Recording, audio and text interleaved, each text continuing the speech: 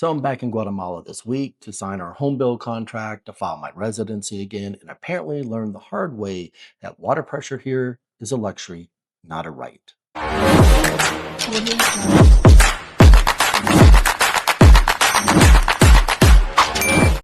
I'm Doug, and this is Dying to Retire.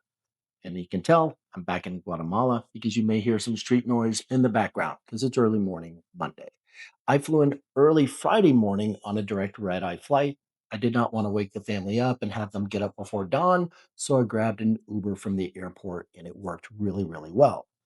I'll be here for about a week on this trip.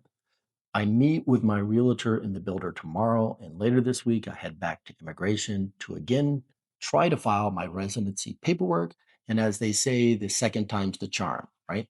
Between immigration, family errands, trying to fix a few things around the house here, this trip has been very Guatemalan. Let's start what's been happening here at the house because it's been an adventure in water pressure and patience. So, the good news, I did get one great shower on Saturday morning. The bad news, that was the only one with any real water pressure. The pump that pushes the water up to the upstairs cistern on the roof is dying or finally died. And when the family does dishes late at night, they run the water for about a half an hour. I can hear it, which completely drains the tank upstairs that feeds the bathrooms here on the second floor. And I don't think anyone lived here all their lives really understand how that plumbing setup works. You can't exactly give a lecture on plumbing and the plumbing hydraulics without sounding like that gringo house guest who complains all the time. Today, my late mother in law's cousin Lucia is coming by. She's picking up a few boxes of clothes that's been sitting here since around 2019, 2020. Those boxes were not forgotten. They were just part of a larger donation my wife's family sent down here before the pandemic. Then COVID pretty much shut down everything, so we couldn't come down to have them delivered or handed off. So they've just been sitting here for a few years, just tucked in a corner of what's the dining room. Now it feels good to finally get those clothes to Lucia. And honestly, it clears out boxes that have just been sitting around here looking like junk. Lucia has a little store which she sells things from used clothes, school supplies, and other knickknacks.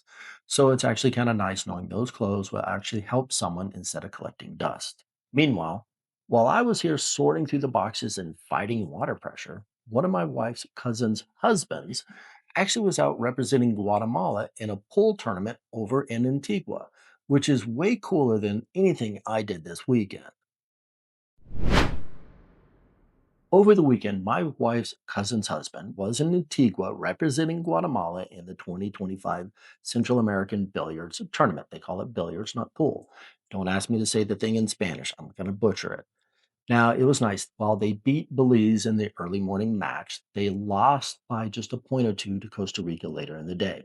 And get this, his family, the one who plays pool, actually, I believe they own a couple pool halls, but they also own a business that builds custom pool tables that are sold in Mexico, Central America, and parts of South America.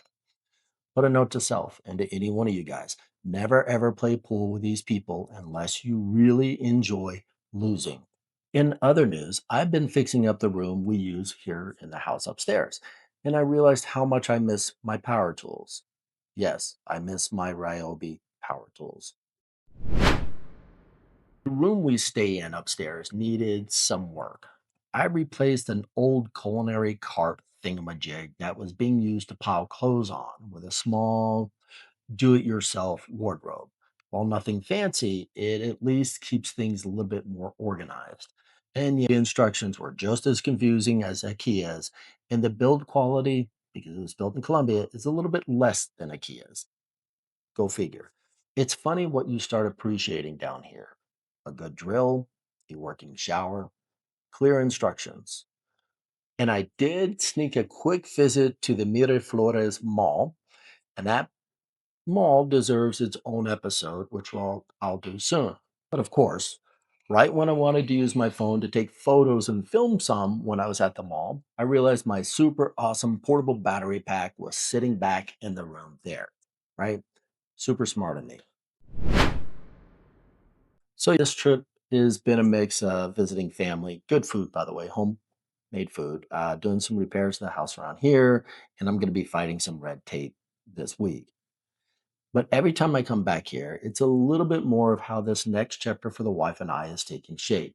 The house build, the residency, but no matter how crazy it seems, it is all still moving forward, one Guatemalan day at a time. Now, this is where you guys can do me a favor. I'd love to hear your expat or Guatemalan experiences and stories. Please put them in the comments below. I do read every one and try to respond when I can. If you found value in this episode, do me a favor, hit the like button and subscribe. It really helps others in finding this channel. As always, I'm Doug. This is Dying to Retire, and I'll see you guys in the next episode.